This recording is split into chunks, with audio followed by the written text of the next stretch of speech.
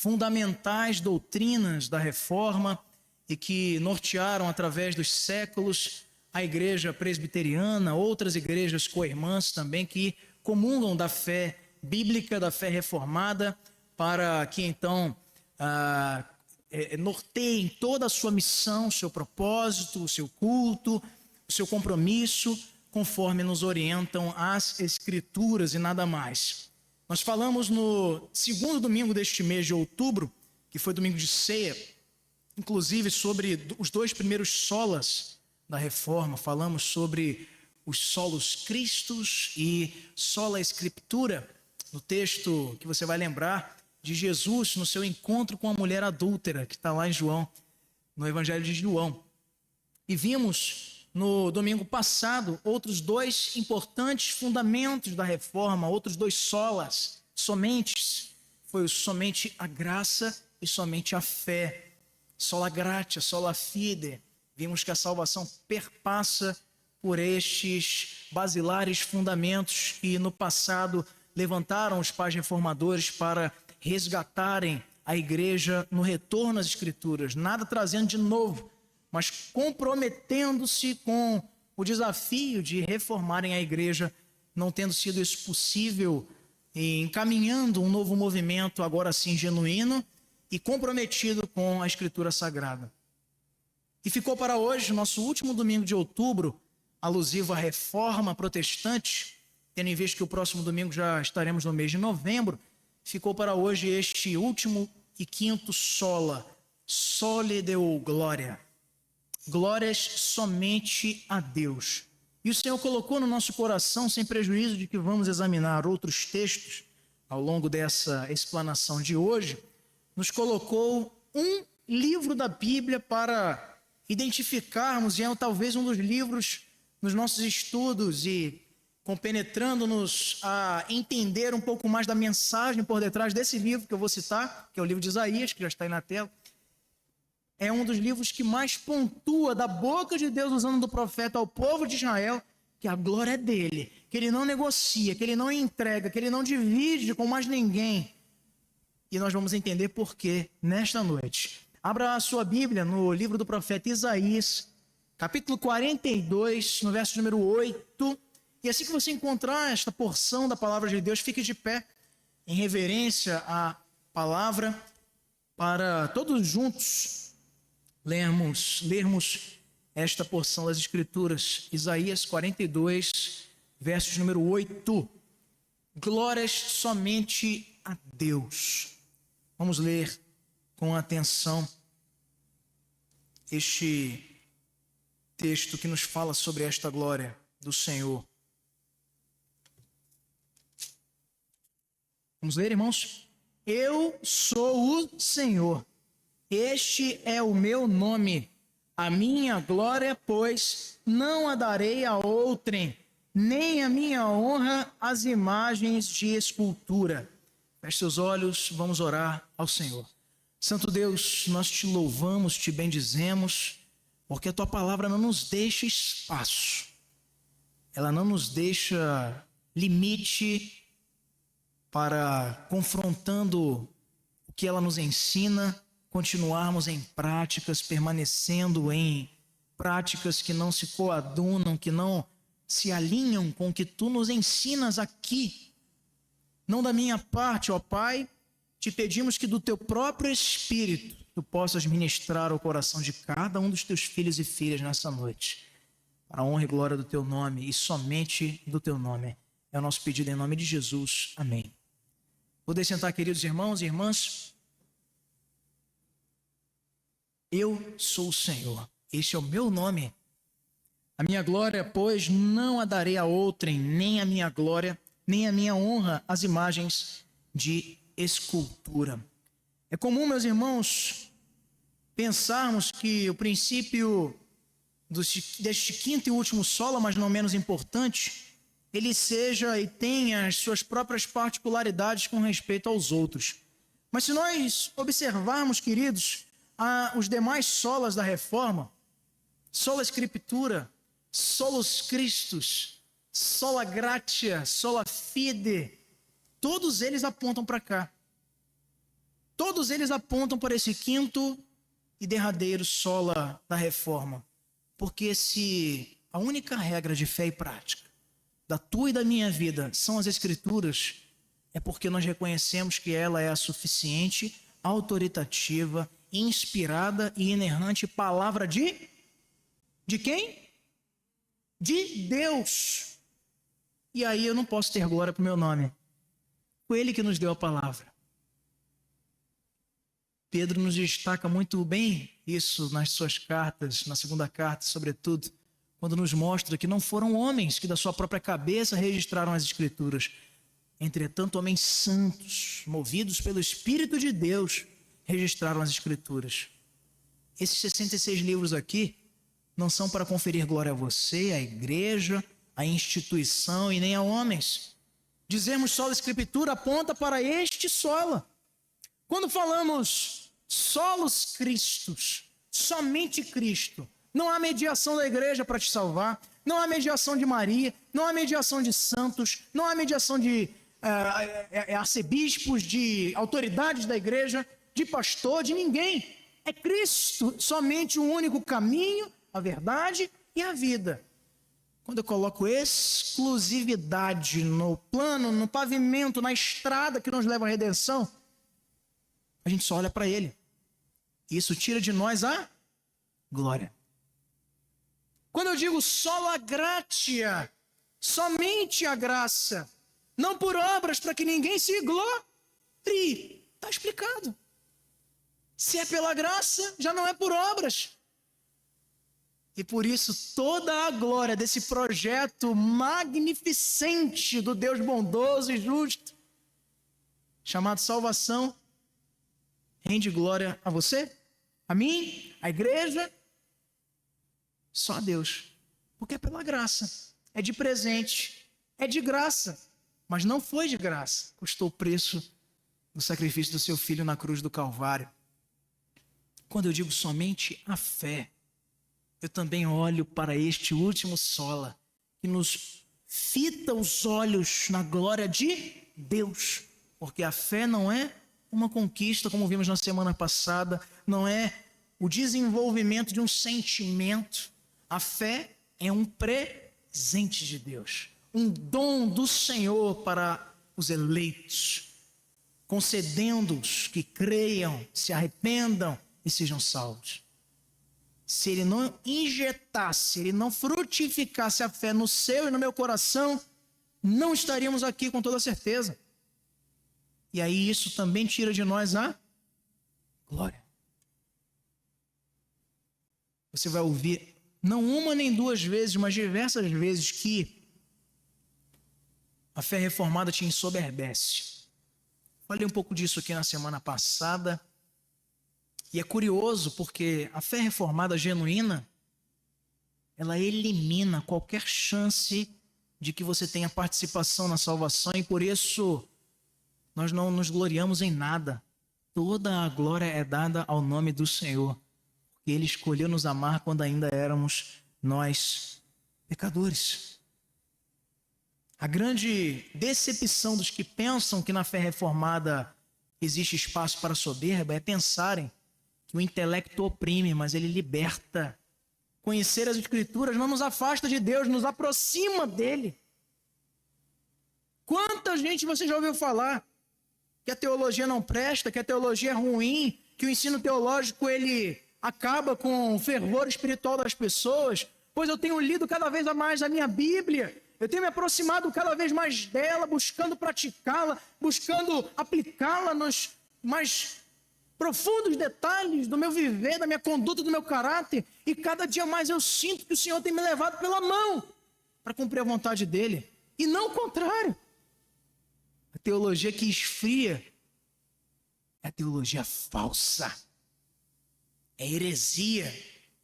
A palavra ela não esfria o coração do crente, ela nos aquece, ela nos aproxima do Senhor, ela sedimenta no nosso coração a fé que devemos nutrir de maneira comprometida, verdadeira, naquele que nos salvou e nos deu a sua palavra como fonte da vida eterna.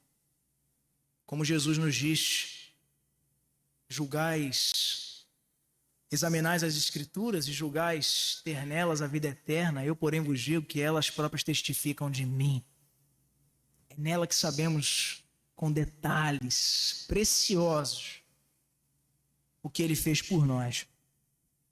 Os reformadores, no seu tempo, meus irmãos, eles conviveram com extremas dificuldades, não só relacionadas a este solo, como também a todos os demais, quando a igreja de então se comprometia com tudo menos com a palavra de Deus.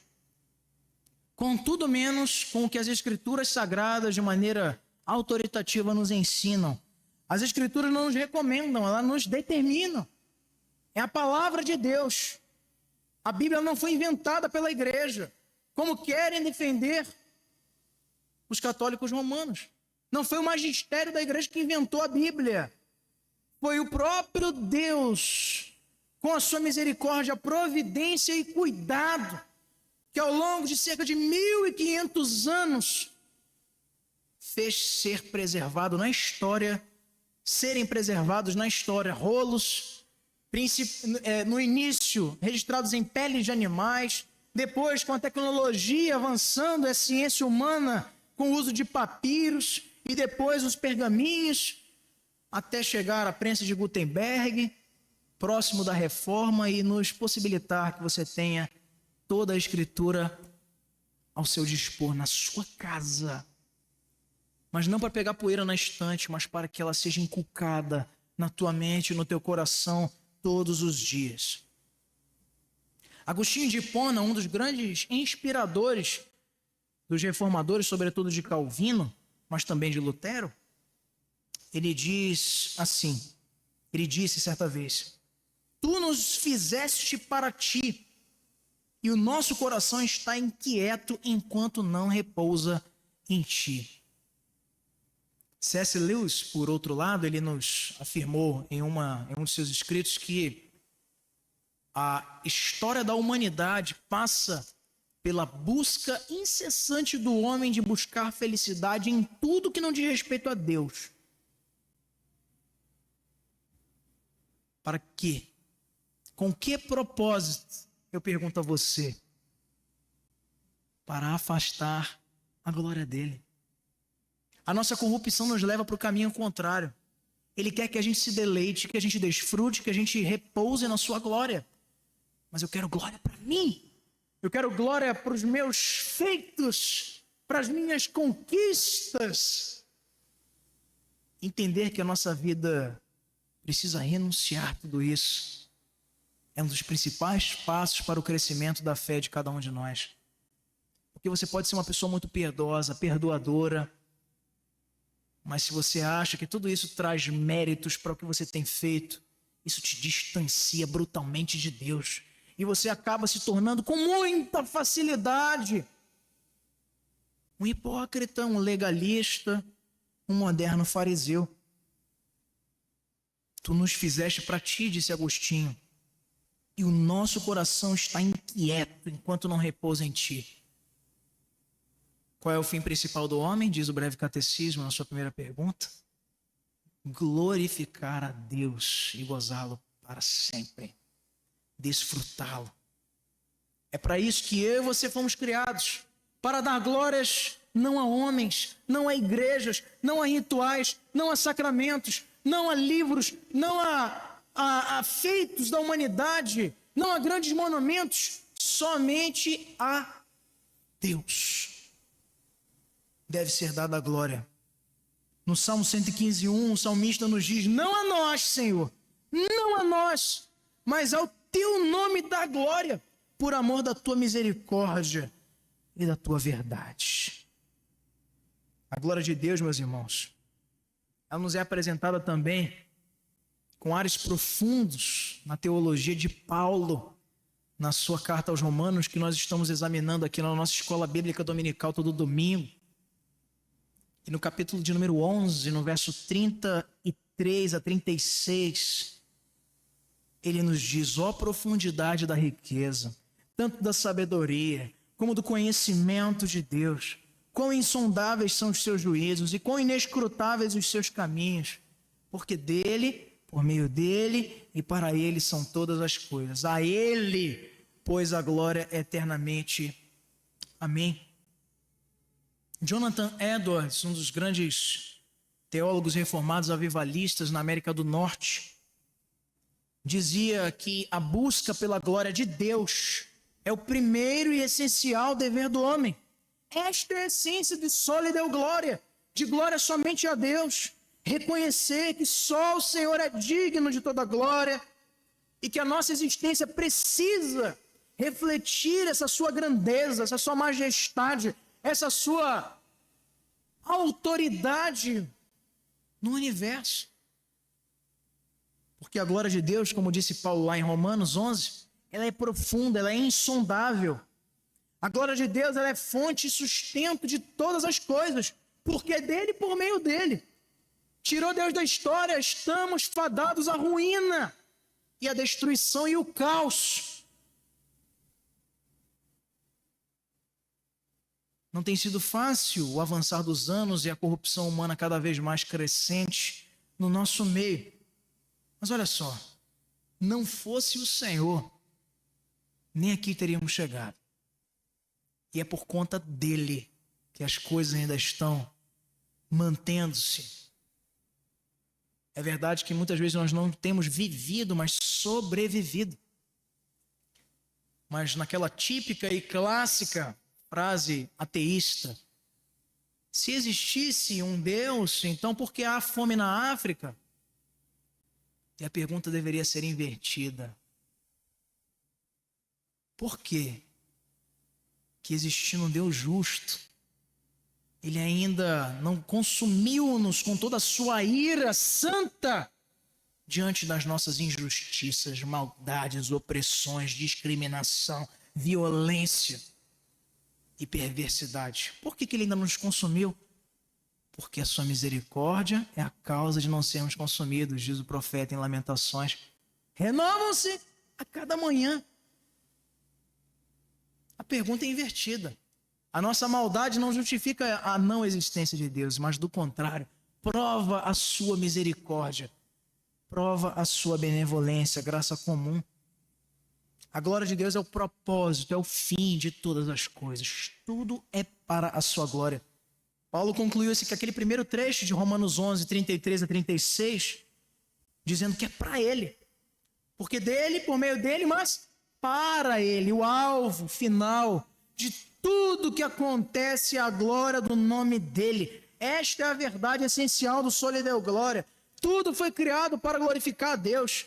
O dia bom para o louvor dos justos. O dia mau para também a providência da concorrência, da sua vontade que coopera para o nosso bem. Tudo Ele separou conforme o decreto da sua eterna vontade.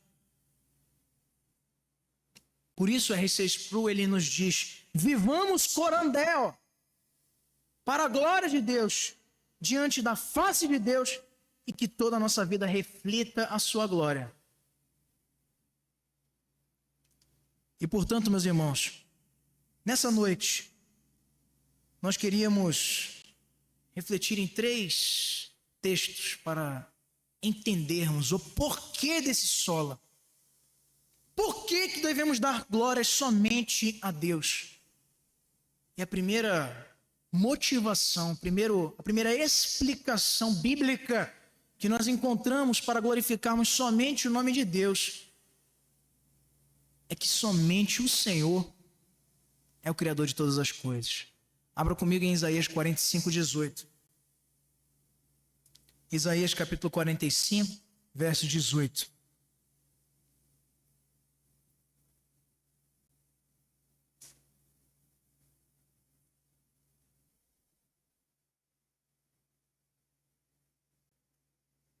O que nos diz o texto? Vamos ler?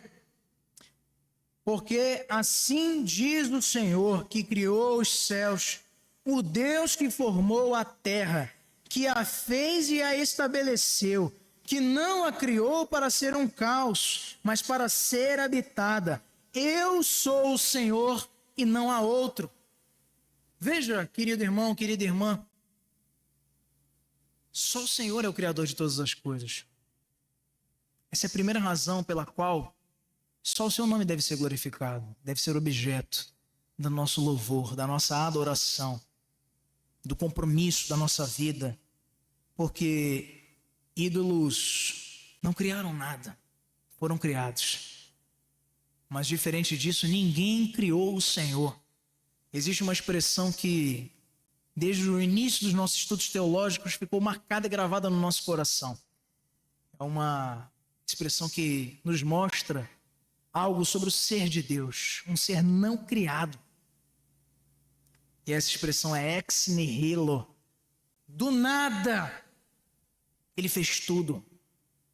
Mas ninguém o fez, ninguém deu início ao seu tempo, ninguém lhe deu conselho, como o próprio Paulo refere aqui naquele texto que lemos em Romanos 11.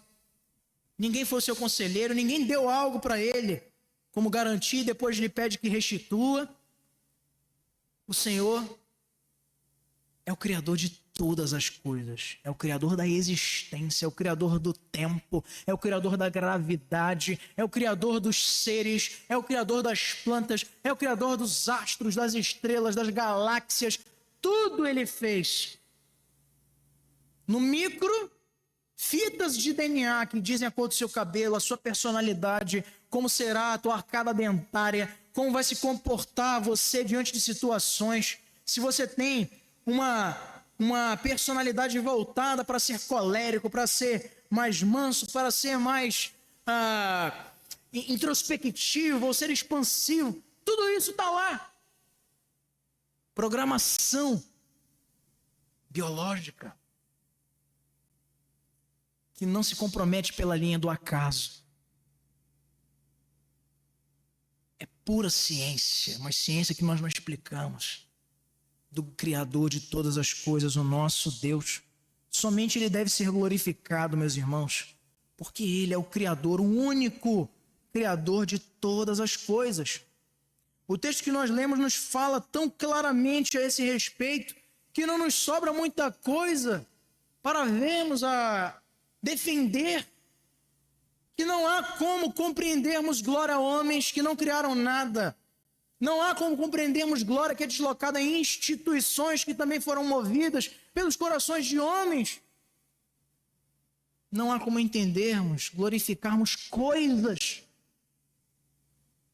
Para você pode parecer um pouco anacrônico ou difícil, complexo de entender, mas eu quero chamar a sua atenção para coisas tão bestiais, tão chulas,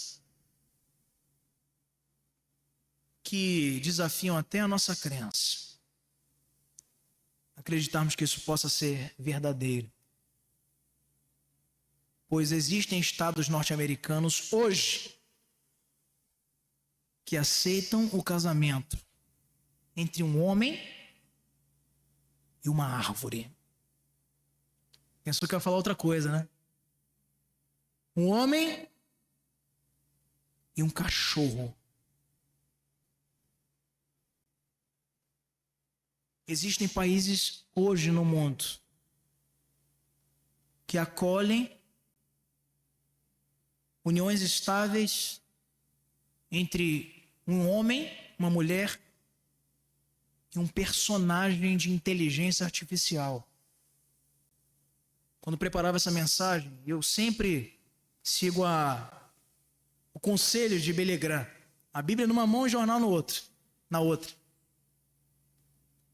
Consultava informativos e chamou minha atenção um rapaz de 14 anos em um estado norte-americano, em Orlando, terra onde há muitos brasileiros, inclusive, que tirou a própria vida nesta semana, porque uma personagem intitulada Daenerys, baseada numa personagem da série televisiva Game of Thrones, interagia meio de um chat de inteligência artificial com ele, desenvolveram um relacionamento e o robô terminou com ele no chat. Dá vontade de rir, mas é triste. E ele tirou a própria vida. E o que restou para a mãe agora? Processar o Estado, processar a empresa, processar o Google e processar sua negligência, permissividade, falta de orientação para que uma criança tenha o contato que não deve ter sem acompanhamento da tecnologia. Esse é o resultado, meus irmãos. Glória para homens. Glória para os desejos do homem. Glória para a gente. A gente pensa que está no domínio das coisas. Eu sei se vai chover, eu sei se vai fazer sol, eu sei tudo. Mas é Ele que criou todas as coisas. É Ele que tem um governo de todas as coisas. O Senhor criou todas as coisas. E é por isso que só Ele deve ser por nós glorificado, louvado, adorado e engrandecido. Porque só Ele criou todas as coisas. A criação, meus irmãos, é uma das verdades bíblicas mais fundamentais e também mais questionadas na história. Acabamos de cantar aqui que somente Deus criou o mundo e tudo que nele há. Os céus, os seus detalhes, tudo foi criado por Deus. Mas Ele não apenas criou o universo, Ele também deu propósito e deu significado a cada um dos aspectos da criação. Nós observamos, meus irmãos, que a primeira mostra de que devemos glorificar somente o Senhor porque Ele é o Criador de todas as coisas, nos aponta para a grandeza da criação. Ele não criou. Quando a gente cria, quando a gente faz uma reforma como esta aqui na igreja, a gente se alegra. Mas imagine você chegar e comprar um terreno, se você já teve essa oportunidade, ou se não teve, imagine comigo. Eu ainda não tive também. Você comprou um terreno e você pensou, contratou alguém para fazer um projeto, para construir uma bela de uma casa. E você vê aquilo nascendo de uma terra, de um chão. Depois de aterro, e lança fundamento, e começa a subir parede, e faz os alicerces, e telha, e depois vai fazendo as divisões da casa, sistema de encanação, parte elétrica, e pronto, vou entrar para morar. Que gosto legal, que coisa boa, você vê que você pôde, com seu recurso, construir algo, criar algo, indiretamente, obviamente. Uma casa. Eu falava com o presbítero Oswaldo alguns dias atrás sobre um vídeo que assisti na internet, um podcast sobre ciência que muito me interessa e que falava de um efeito que astronautas sentem quando saem da Terra, chamado efeito overview, vendo de fora. Eu acho que é isso, Marcos. O efeito overview, ele tem uma reação para cada pessoa. Tem um astronauta que está lá, sai lá na Estação Espacial Internacional. Aí eles podem sair com o traje adequado e eles entram na órbita da Terra, ali naquela região, amarrados ali, todo com equipamento, não é, fornecido. E recentemente, uma expedição particular de uma empresa levou alguns turistas para lá. Foi uma coisa histórica, vocês viram isso no noticiário. E a internet paralisou para isso. Por quê? Um dos bilionários que estava lá, porque não foi nada barato essa viagem, quando ele sai com todo equipamento arrojado, a gente pensava, esse cara vai agora aproveitar. Deve ser uma experiência fantástica.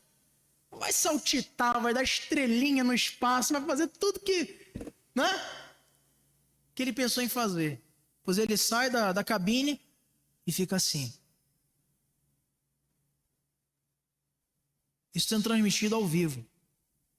Tiveram que puxar ele para ele, parecia uma estátua.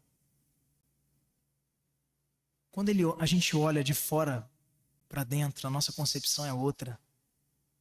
E a explicação científica que deram foi que o nosso corpo ainda não entendeu que a gravidade não tem efeitos naquela altura que eles estavam. Ao olhar para baixo, ele imaginou que ia cair. A casa que você construiu com tanto gosto, lá de cima não vale nada. Você não consegue ver nem a cor da telha. nem a rua da tua cidade, nem os traços do teu país. Pouco você vai ver lá de cima. Não tem problema, não tem dívida atrasada, não tem nada. Efeito overview. Pesquise sobre isso depois. A grandeza da criação mostra ainda mais profundidade de êxito, de sucesso naquele que tudo fez. Se a gente se alegra, se louva de fazer uma casa, o que nós vamos dizer então do Senhor que fez a tudo? E não apenas fez, mas sustenta com a sua mão. E esse é o nosso segundo ponto. Ele sustenta a criação. Ele criou, como vimos no texto aí de Isaías 45:18, o mundo com propósitos bem estabelecidos. O verso menciona que Deus formou a terra para que ela fosse habitada. Indica que a criação não foi aleatória, não foi um acidente, não foi um acaso, não foi Big Bang. Foi Deus, somente Deus, que criou tudo e por isso merece a glória, merece toda a glória e somente Ele. Porque fomos criados com um propósito de alguém que sustenta o universo. Deus criou nessa vastidão de astros e estrelas tudo que existe, mas Ele conhece você pelo seu nome. Ele sabe cada fio de cabelo que você tem na cabeça, disse o Senhor Jesus para confortar os discípulos. Ele não deixa nem que os pássaros passem fome. Ele não deixa que a criação se degenere por ela própria, mas provisiona oportunamente a sua manutenção. Porque a gente degrada, mas Ele sustenta. O Senhor sustenta todas as coisas. E ainda é única, é exclusiva a figura do Criador. Ninguém mais criou um universo para disputar com Deus. É por isso, queridos, que nós não podemos deixar-nos levar por essa falsa compreensão de que no trono do universo, num dualismo grego tacanho, está Jesus com Satanás numa eterna queda de braço. Aquela história que você já deve ter recebido naquelas mensagens repetidamente encaminhadas nos WhatsApps da vida, com uma voz assim bem compenetrada e uma música de fundo. Numa noite, Jesus perguntou para Satanás: o que queres por todas essas almas? E aí Satanás disse: todo o teu sangue. Essa conversa não existiu. Sabe o que o inimigo ganhou em troca da nossa salvação? Nada. Sabe o que ele vai perder? Tudo. Deus o Pai, Deus o Filho e Deus o Espírito Santo na eternidade, quando nada existia, decidiram que seria assim. A queda de Adão não foi um acidente de percurso. Sempre o sacrifício do Cordeiro de Deus que tira o pecado do mundo era o plano A. Para quê, meus irmãos? Para a glória do nome dele. Porque ele é singular, ele é único. Não tem ninguém comparado. Quem há de se comparar com o Senhor? Ninguém. O texto diz, e ele mesmo nos ensina aí no verso 18, eu sou o Senhor e não há outro. Reforçando a ideia de que só Deus merece a glória. Porque ele é o único Criador. Em segundo lugar, meus irmãos, mas antes, sobre esse tema nós vemos essa importante frase de Calvino nos mostrando que o seu aspecto enquanto esse atributo criacional dele já é o suficiente para chamar-nos a atenção para a glória exclusiva ao seu nome. Ele diz: Deus em sua criação revela a sua majestade. A criação nada mais é do que um teatro para exibir a glória do Criador. Em segundo lugar, meus irmãos, somente o Senhor é soberano na história. E é por isso que devemos dar glória somente a Deus. Porque só Ele é soberano. Só Ele é a autoridade máxima nas eras, nos séculos. para trás e será e continuará sendo. Porque ele é o que era, que é e que há de vir. Abra sua Bíblia também no livro do profeta Isaías, capítulo 46, versos de 9 até o verso 10. Diz-nos o Senhor. 46, 9 e 10. Vire uma página. Olha só. Lembrai-vos das coisas passadas da antiguidade, que eu sou Deus e não há outro. Eu sou Deus e não há outro semelhante a mim. Que desde o princípio anuncio o que há de acontecer e desde a antiguidade as coisas que ainda não sucederam. E que digo, o meu conselho permanecerá de pé, farei toda a minha vontade. Pastor, tem uma lei que estão propondo na Câmara. Isso vai acabar com a igreja, pastor. Pastor, tem uma ideologia surgindo nas universidades, perniciosa à fé. Isso vai destruir a igreja, pastor. Pastor, tem um líder mundial que está encabeçando a nova ordem mundial. Os Illuminatis. Família Rockefeller. Isso aí vai aparecer depois como menção no YouTube lá. Enchendo-nos, muitos de nós, o coração com tudo que não deveria.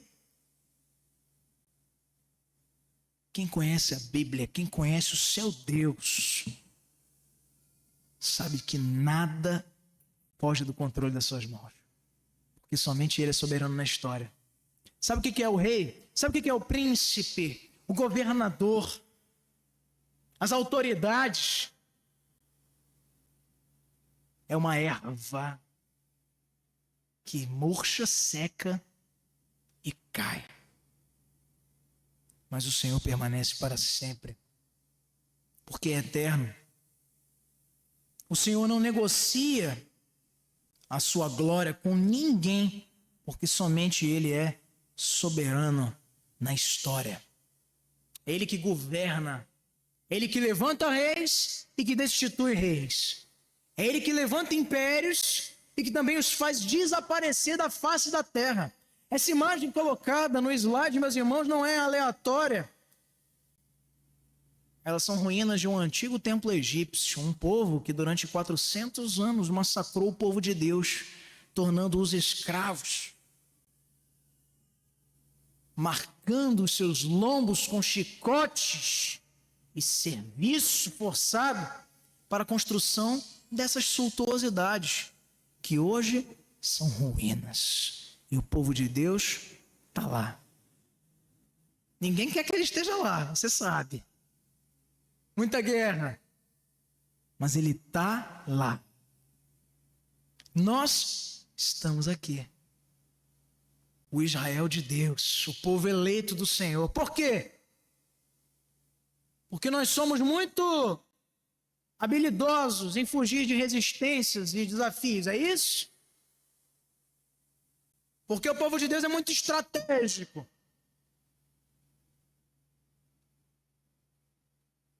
A história nos demonstra totalmente o contrário.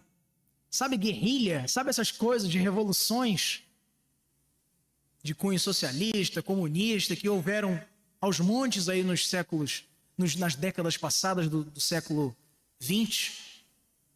E até hoje, em locais como na América Central, Nicarágua é um bom exemplo.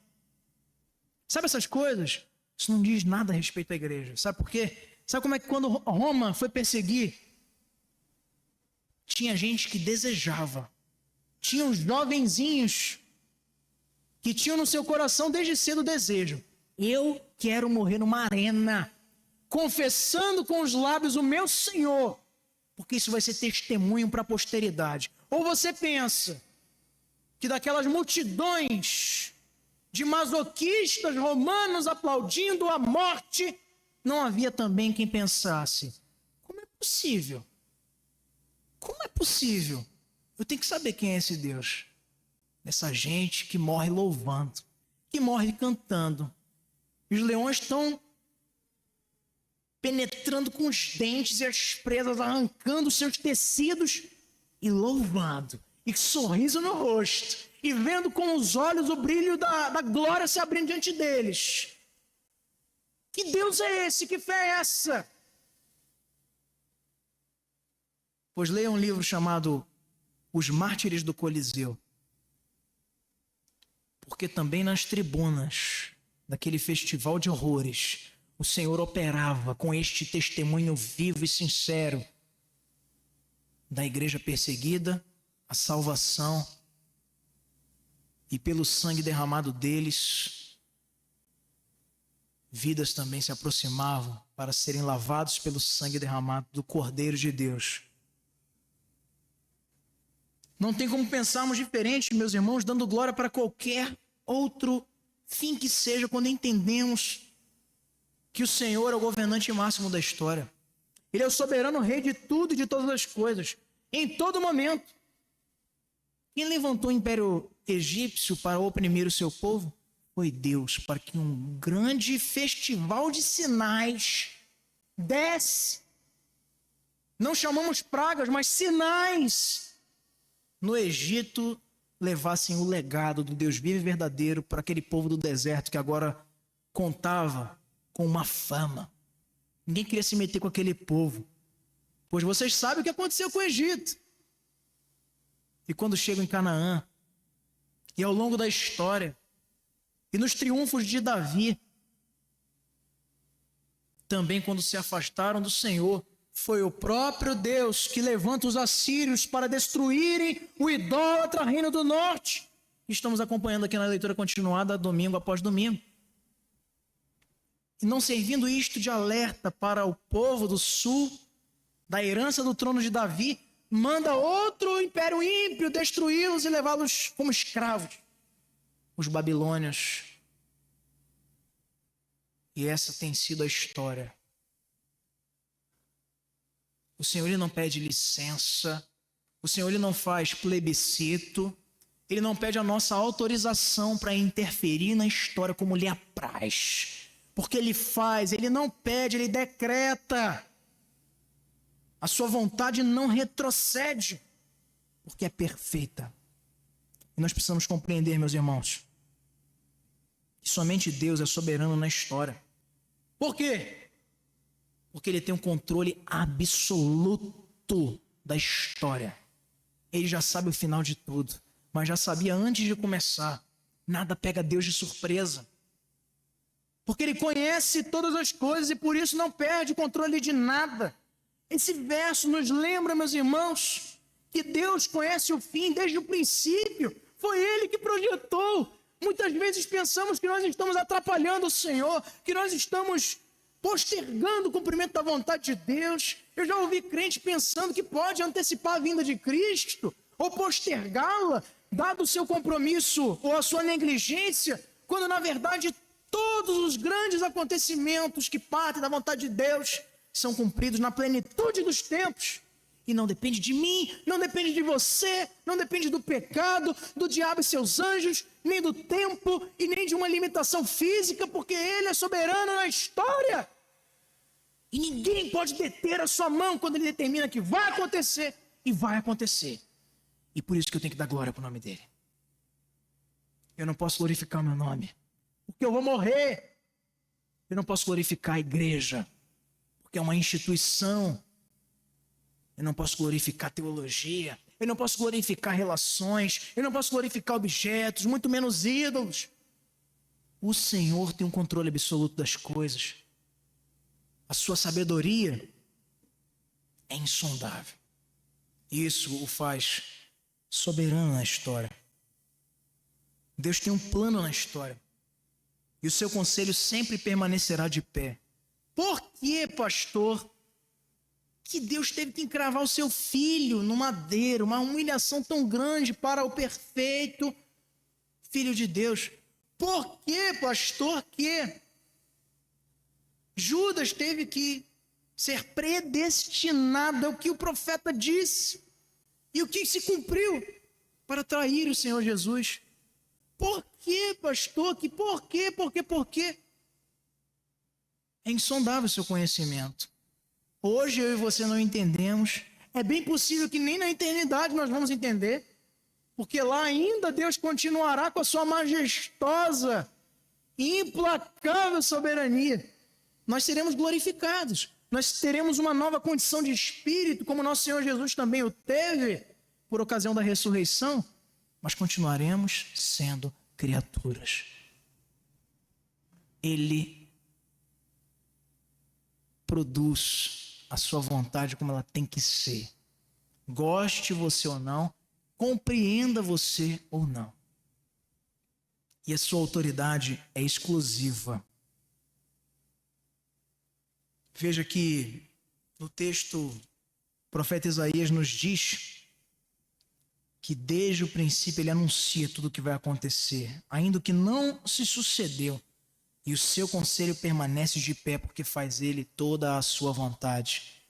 Esta autoridade na história, meus irmãos, não é da ONU, não é uma autoridade das grandes potências.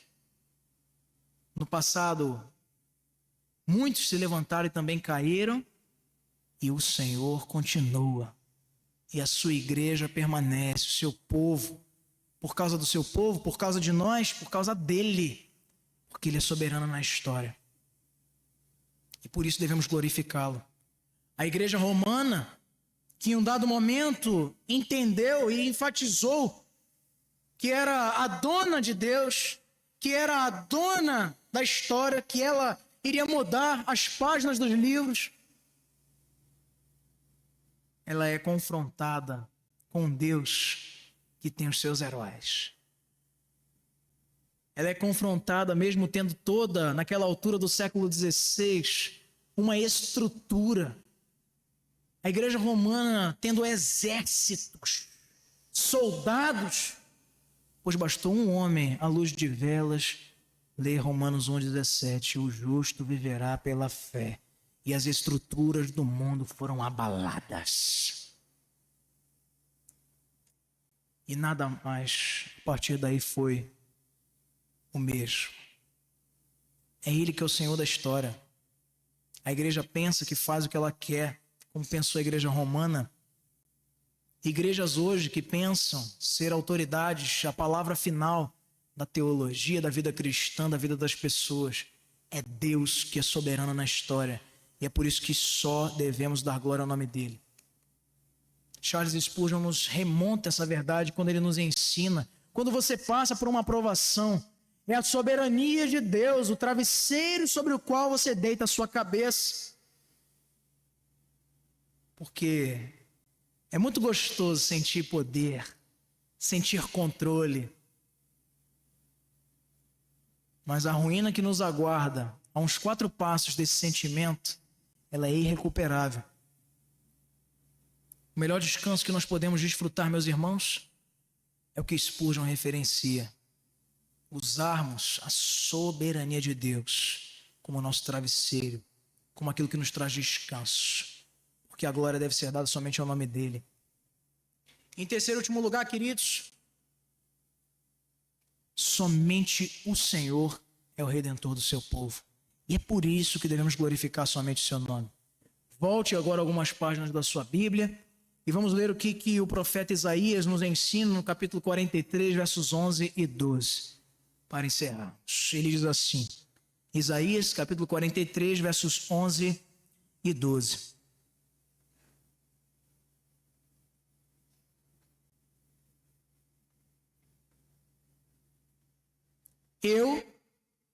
Eu sou o Senhor, e fora de mim não há Salvador. Eu anunciei salvação, realizei-a e a fiz ouvir. Deus estranho não houve entre vós, pois vós sois as minhas testemunhas, diz o Senhor, eu sou Deus. A redenção, queridos, ela passa por cada um dos 5 solas. Sola Escritura, Solus Christus, Sola Fide, Sola Gratia e Soli Deo Gloria. Porque só Deus é redentor do seu povo. Ídolos não salvam igreja não salva, teologia não salva, o seu esposo e a sua esposa não te salvam, o seu próprio arrependimento e mérito e obras não te salvam, só o Senhor redime seu povo. Sabe por quê? Porque somente Ele julga. É por isso que só Ele tem o poder também para afastar-nos do julgamento com a entrega voluntária do seu Filho. O texto começa com essa afirmação clara de que só Deus é o único Salvador. E nós aprendemos 3 coisas com isso que nos motivam a entendermos que a nossa vida deve ser um objeto de glória somente ao nome de Deus. Primeiro, nenhum outro Salvador, só Ele. O texto nos diz, meus irmãos, que fora de mim não há salvação. Eu já ouvi gente pregar em templos e em púlpitos de igrejas reformadas que não há salvação fora da igreja. E me dá uma vontade de dar uma gargalhada tão forte. Mas antes de gargalhar, me preocupo porque isso é uma tremenda heresia. A igreja não é portadora de Deus. O Senhor salva quem Ele quer. Aonde Ele quer. Só ouves a voz do vento. Mas você não sabe de onde ele veio e nem para onde ele vai. Pastor, o ator fulano é homossexual assumido, foi entubado e morreu de Covid. Certeza que ele está no inferno. E dá vontade de responder. Pode ser que você encontre ele lá para constatar essa verdade. Porque não temos autoridade para saber se ele não se arrependeu dos seus pecados. Mas uma coisa eu sei. Se não se arrependeu, enfrentará o juízo de Deus por toda a eternidade. Se arrependeu e era um escolhido de Deus. Pastor, mas ele viveu uma vida de pecado. O ladrão da cruz também. Abraão também. Moisés também. Davi também. Só um que nada cometeu pecado. E era o único que merecia salvação, mas experimentou condenação, que é Jesus Cristo de Nazaré. Não tem nenhum outro Salvador. Isso é balela, é heresia. A igreja não é portadora da salvação. O texto nos diz que fora de Deus não há salvação. Não há salvação em nenhum outro. Porque Ele é o exclusivo Salvador do seu povo. Essa verdade nos lembra que toda tentativa humana de alcançar a salvação é fútil.